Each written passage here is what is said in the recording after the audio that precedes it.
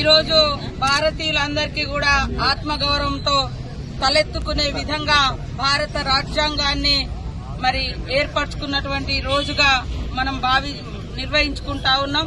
Doctor BR Ambedkar గారంటేనే icon of knowledge. ఆయనకున్నటువంటి గొప్ప మేధస్సు, ఆలోచన, మరి అదే విధంగా అనుభవించినటువంటి కష్టాలు, కన్నీళ్లు అవన్నీ కూడా భవిష్యత్ తరాలు అనుభవించకూడదు, ఆ బాధలు అనుభవించకూడదనే దాన్ని చట్టబద్ధత అంటే హక్కులను చట్టబద్ధం చేసినటువంటి మహనీయుడు. కానీ కొంత ఈ సమాజంలో ఇంకా దుర్మార్గమైనటువంటి వ్యక్తులు ఏం ఆలోచిస్తున్నారంటే భారత రాజ్యాంగం అంటే కేవలం ఎస్సీ ఎస్టీలకే ఉపయోగపడుతుందని. కానీ ఎస్సీ ఎస్టీలకు రిజర్వేషన్స్ తో పాటు భారతీయులందరి యొక్క మనుషులు అనేటువంటి వాళ్ళందరి యొక్క హక్కులను కాపాడేది భారత రాజ్యాంగం. అంత గొప్ప రాజ్యాంగాన్ని ఇచ్చినటువంటి మహనీయుడు డాక్టర్ బిఆర్ అంబేద్కర్ గారు. ఆనాడు ఈ యొక్క మరి రాజ్యాంగాన్ని ఆమోదించడంలో ఆనాడు పండిట్ జవహర్లాల్ నెహ్రూ గారు, సర్దార్ వల్లభాయ్ పటేల్ గారు, ఇలా ఎంతో మంది మహనీయులు మరి యొక్క రాజ్యాంగాన్ని పార్లమెంట్ లో పెట్టి ఆమోదింపజేసి ఇప్పటికే 75 సంవత్సరాలు అవుతుంది. దురదృష్టం ఏంటంటే ఈ రాజ్యాంగం మీద నెగిటివ్ అనేది పోతుంది.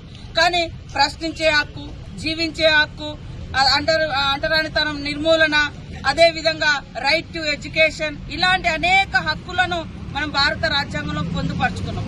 అందులో మరి అందరికి సంబంధించి ఒక లౌకిక రాజ్యం, నీ మతము, నీ కులము, నీ ఆత్మగౌరవం నువ్వు కాపాడుకునే అటువంటి స్వేచ్ఛ నీకుంది అని.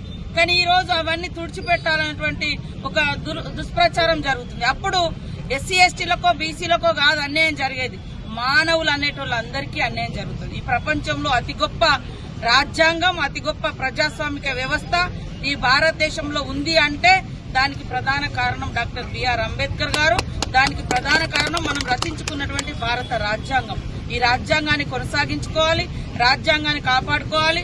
రాజ్యాంగము ప్రతి పల్లె వరకు, ప్రతి ఇంటి వరకు చేరే విధంగా అది ఒక ప్రచారం కూడా జరగాలి. నీకు ప్రశ్నించే హక్కు అక్కడ ఎస్సీయా, ఎస్టీయా, బీసీయా, ఓసీ అని కాదు, మాట్లాడే హక్కు ఇచ్చింది ఈ రాజ్యాంగం. నువ్వు నోరు మూసుకో అంటే లేదు, నాకు మాట్లాడే హక్కు ఇచ్చింది రాజ్యాంగం అని మనం కొట్లాడగలుగుతున్నామంటే అది రాజ్యాంగం యొక్క గొప్పతనం, పవర్ ఆఫ్ కాన్స్టిట్యూషన్. సో దీన్ని మనం కాపాడుకోవడం కోసం అందరం భారతీయులం అందరం ఈ రోజు ప్రపంచంలో మరి గర్వంగా చెప్పుకోగలిగేది భారత రాజ్యాంగం. ఈ రాజ్యాంగాన్ని కాపాడుకోవాలి. ఈ ఫలాలు ప్రతి పల్లెకు, ప్రతి ఊరుకు, ప్రతి ఇంటికి చేరే విధంగా మనం ప్రచారం కూడా చేయాల్సిన అవసరం ఉందని తెలియజేస్తూ ఈ సందర్భంగా ప్రతి ఒక్కరికి భారత రాజ్యాంగం యొక్క దినోత్సవ సందర్భంగా శుభాకాంక్షలను తెలియజేస్తూ ధన్యవాదాలు, నమస్కారం.